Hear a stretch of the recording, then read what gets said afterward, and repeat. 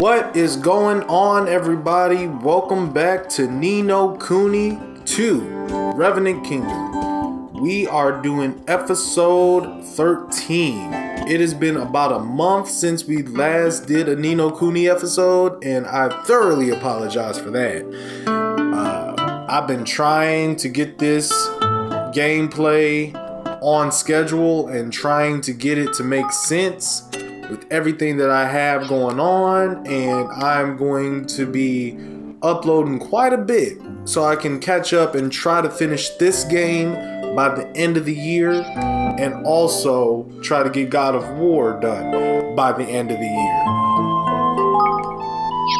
So we last left off by taking care of Doloran, the first time we've met Doloran in a fight, and we ended up freeing Pugnacius of his disease that Doloran caused him to just shortchange his subordinates and his followers. Like, he caused a bunch of stuff to go down in his community that allowed his customers to blindly follow him, and lost a lot of money by doing so. A lot of them.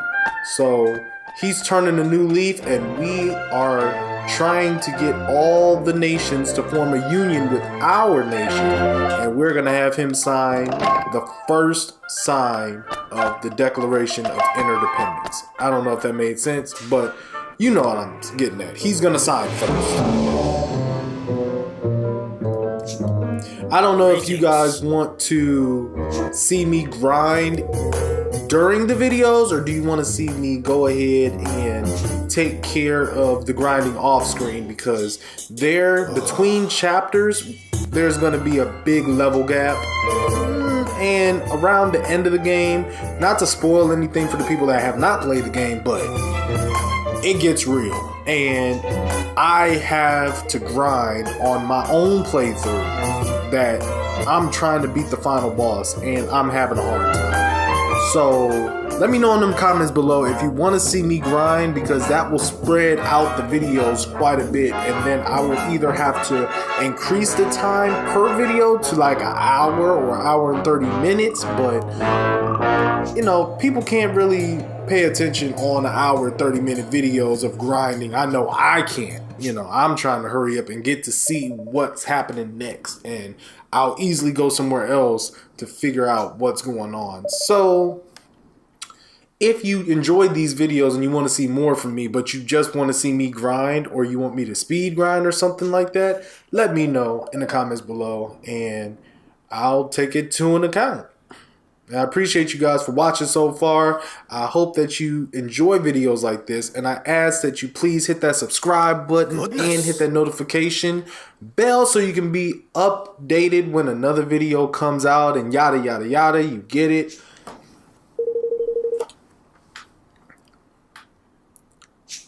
Oh my! So the next place we've got to go after Goldpaw is we have to go to, I forget the water level's name, but the level gap goes up tremendously. Hydropolis, that's it. That's it, Hydropolis. Oh, flippin' heck.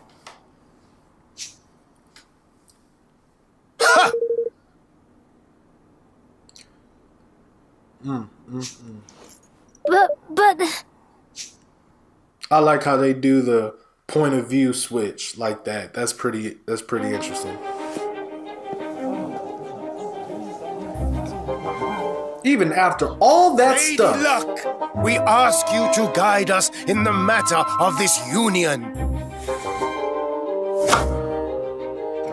An odd number will show us that you deem it wise.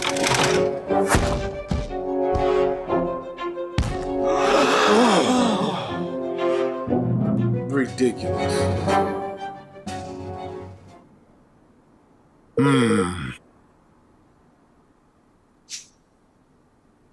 But...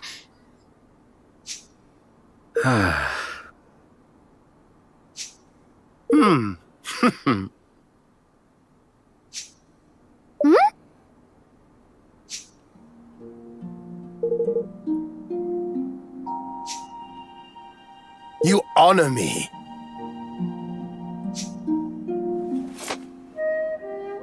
Nice.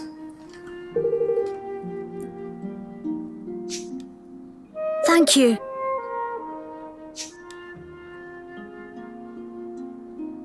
And there's quite a few side quests that we can take care of once we do the union with Goldpaw and bring a lot of his faithful followers over to our kingdom, and they'll be able to take up shops and help us with research, development, and skirmishes, and so many other things. It's just exciting to just be able to create your own kingdom from scratch. And this little cutscene, every time you do it, is just so cool. Like, they did so many interesting little effects with it. I just like watching this. I wish I had a 4K TV to see this. I bet you it would be so much doper. Let our nations be joined for the sake of the world. Let the banners of war ne'er again be unfurled. United we stand as one single land.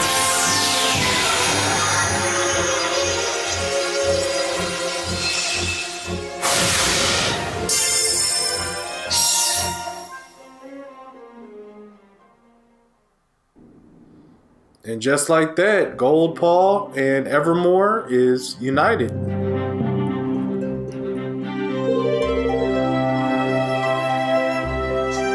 That's a better word, signatories.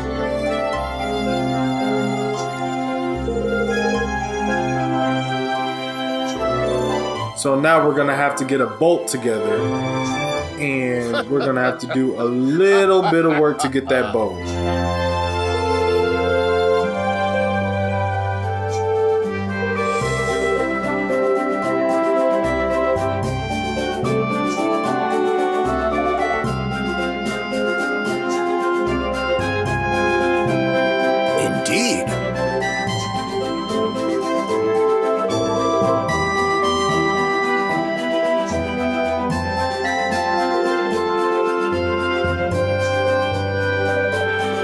On the way to Capstan upon Hull is monsters of galore, and they're pretty tough. I mean, if you're not at least level 20s, early 30s by then, you need to grind. And if you want to make it challenging for yourself, you can fight the monsters. You just gotta be pretty exquisite with your dodging. Like, they ain't no joke, man. They ain't no joke.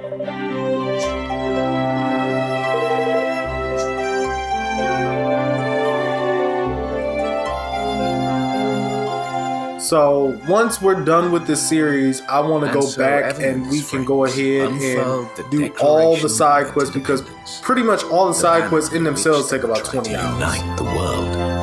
Their first ally found, they set out to secure another. The maritime realm of Hydropolis.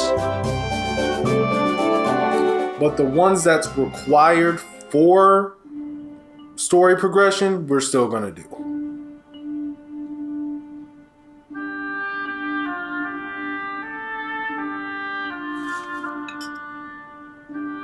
The Declaration of Interdependence, eh? Very impressive. Yes, I have Roland to thank for that. And Bodley, of course. Don't forget your own role in all this. Pugnacius signed the agreement because of you, because he trusts you. I suppose so. By the way, are there any girls you like? What? Where did that come from? Oh, I was just interested. I like everyone. All of my subjects. Well, it's good to have someone you can trust. That's all. Someone you can be completely honest with, no matter what. Just something to bear in mind. See you soon. Oh, goodbye. And they still don't reveal this person's name.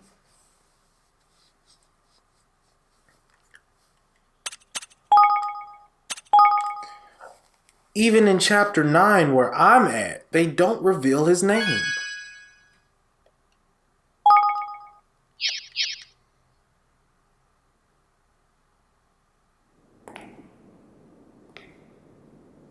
What are you up to, Dolaran?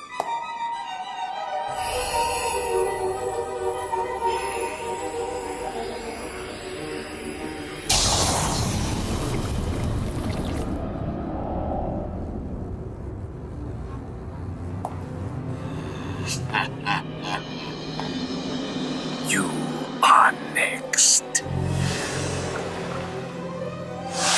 Brine Skimmer of Hydropolis.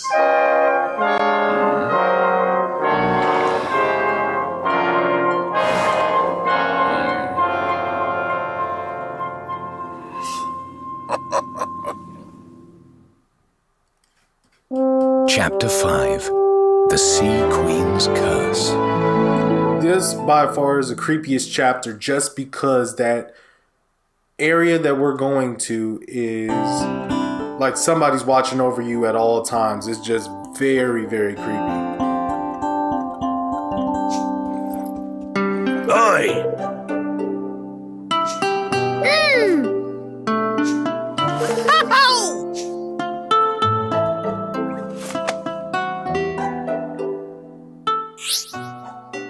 Okay, so here's a little thing that I did in the meantime from the last time that I uploaded a new video is I downloaded a new DLC adventure pack, and what it does is it opens up a whole new amount of quests that are on this game that I will complete, but not during this playthrough. But just to let you know, you can bring in the old ancient guilders to your kingdom with this DLC, and Nile will change it into King's Guilders for you. So that is a good equipment to have.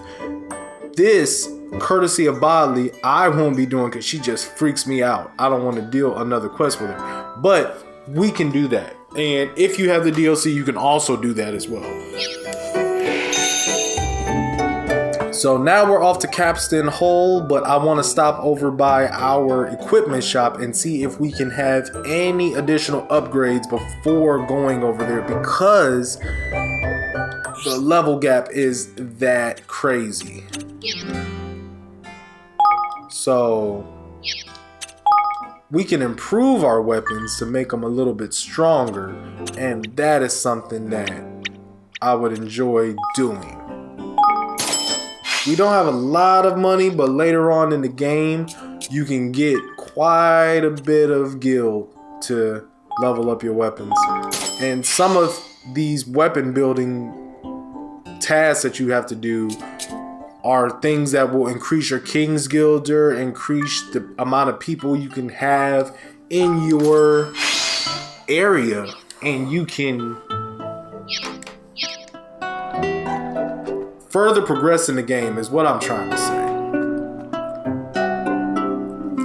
Can barely talk this episode. My goodness. On my God of War playthroughs, I was a lot better.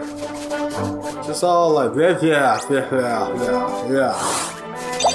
So, Super Smash Bros. Ultimate is coming out in a couple days from this recording, and I have not pre-ordered it yet. I don't think I want to, but at the same time I really want to, and that rarely happens for me. I mean, I have not got the Smash Bros controller for the Switch yet. I'm kind of on the fence, because Smash Brothers is a game that you are going to go to somebody's house and you're gonna play. It's very rare that you play Smash Bros by yourself, unless you are practicing for a tournament or you're practicing for something. And I don't know. This would be the first Smash Brothers I have that I bought on release day and play by myself. You know, and plus, being where I am right now in Virginia, the internet here is so spotty. It is so disgustingly bad that I don't think that I will be able to even play somebody, let alone stream. because when I was on Soul Calibur, it was terrible. It was terrible. You ready for this? I got a few hits in with Ivy. I got a few hits in with Mitsurugi. 2 different occasions that I've matched up with somebody. Let's just say that.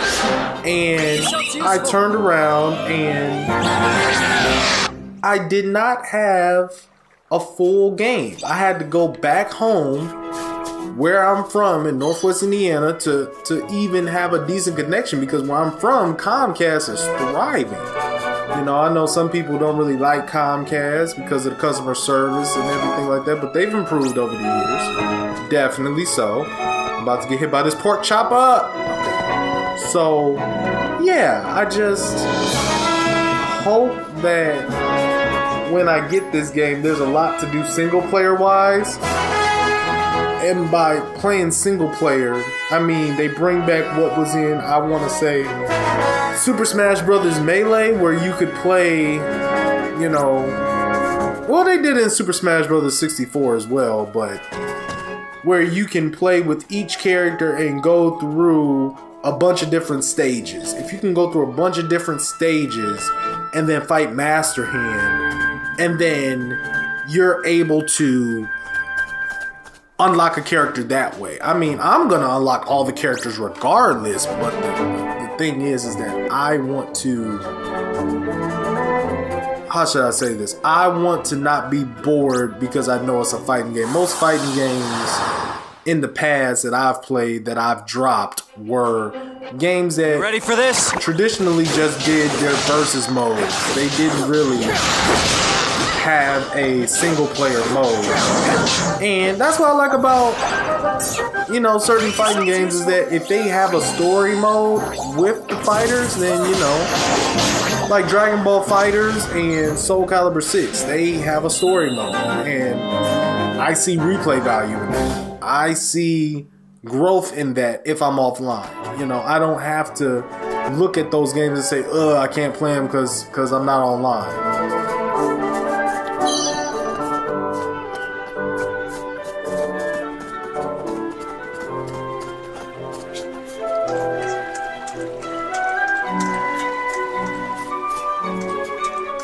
So as we go closer to this capstan hole, the levels of these enemies are getting pretty tough. And if you look real closely, Roland and Evan are level 20 and Tani is level 18. Now, the enemies in this game, they will fight you as long as you are 3 to 4 levels. 3 to 4 levels within striking distance. And then the stronger they are above you, the worse that they are. So I'll do my best. they'll change colors on their name and on their text the stronger they are. I'm trying not to talk as much when a fight is about to happen so I can cut out of them, because I don't want to bore anybody with watching fights that are repetitive, and they do get repetitive. I'm not going to lie. They do get pretty repetitive. And that's partly why I'm probably having a hard time on my personal playthrough, because I neglected the fights so much when it was getting time to actually grind and seriously get into it. Watch your backs! So I may literally need to pay attention on this one, because these are 7 levels above me.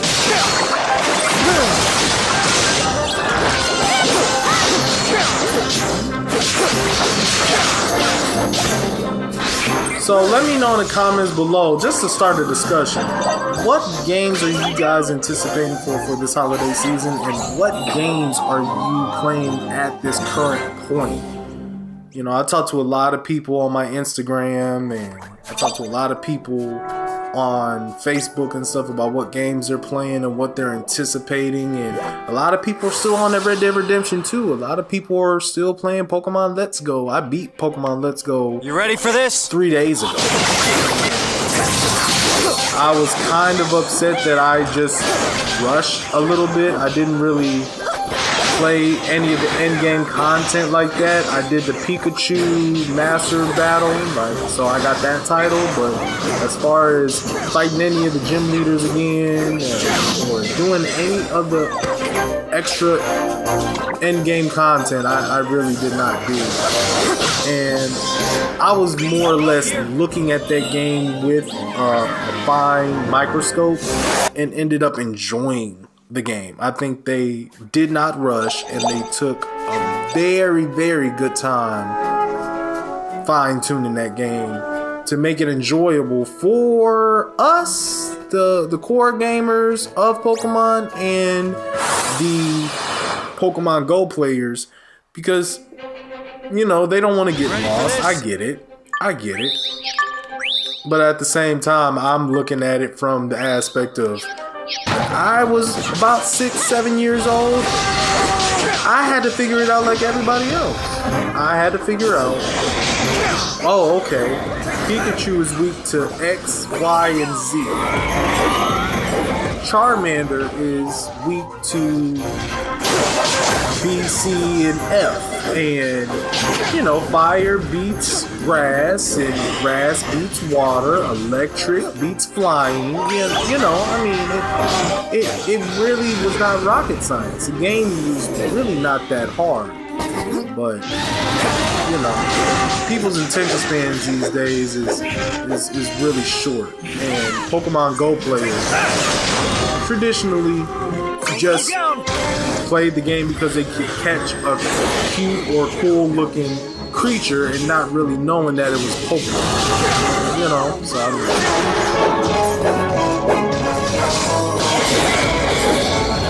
so I'm just thoroughly excited to see how many fans from Pokemon Go and from Pokemon Let's Go come over to the core game that's in 2019. I can't wait. I can't wait to see what happens. I really cannot. So as I said before, you really want to pick up everything you see on the map after you beat an enemy and after you do certain things, and you want to activate the trip doors, because later on down the line it will matter. It will, because one, you want to get these tainted beasts that you see in the top right hand corner, or you want to go around and you want to do little side quests and you want to get to a certain area faster. Trip doors matter. I think I'm gonna put hashtag trip doors matter. But yeah, so I already see 2 tainted enemies over here, and these monsters getting pretty high in level, and I want to dodge them. Yep, and I just got surprise attacked. So when you get surprise attacked, I don't think we got surprise attacked yet, but it throws us off guard a little bit, but not that much for it to really matter. It doesn't give them a free hit. It just lets them look at your back.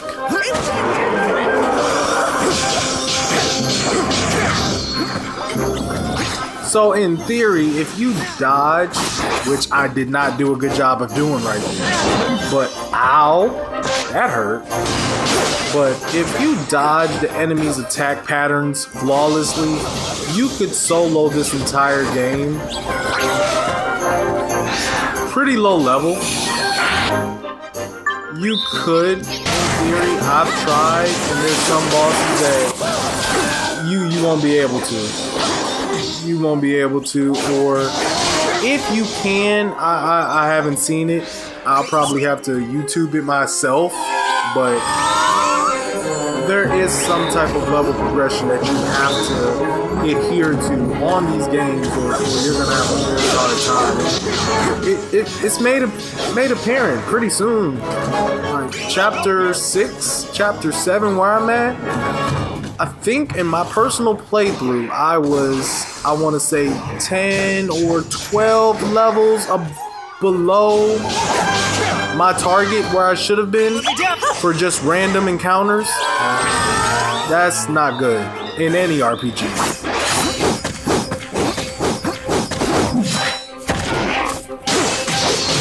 I mean, some RPGs you can really get away with that. Final Fantasies, you can get away with that.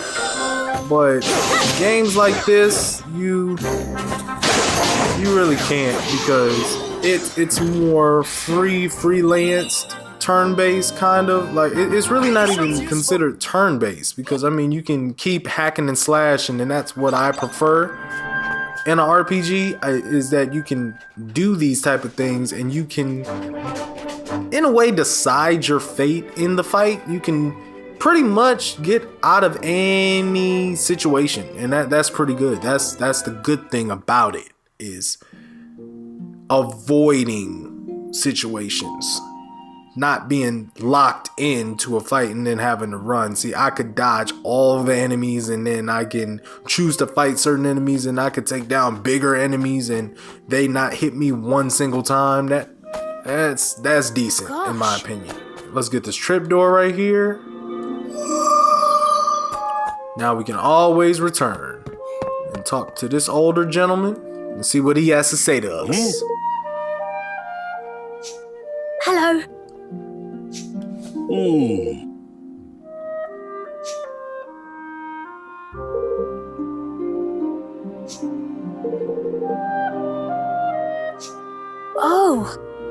If my memory serves me correctly, I think we gotta retrieve some wood for him. I think that's what we've gotta do. Or I think we gotta beat a monster. Yeah, I think we gotta beat a monster. Oi! Yes. Oh!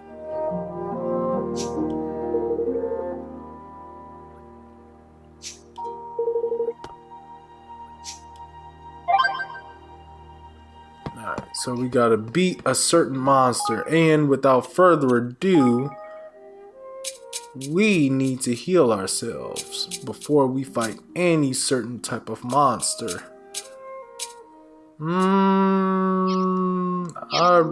Oh wait, we can go back to Evermore and come back. We gotta stock up, because this fight, if I remember correctly, is kind of tough. It's kind of tough.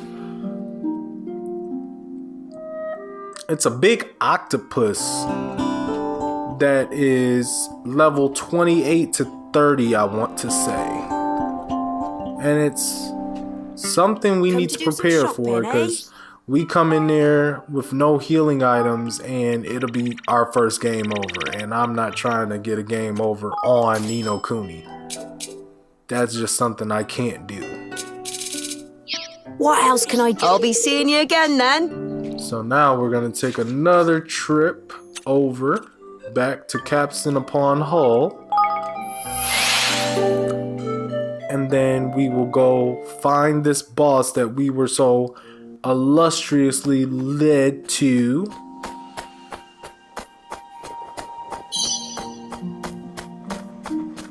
See if we can beat it on the first go around, because I don't think we've lost to a boss yet on this game.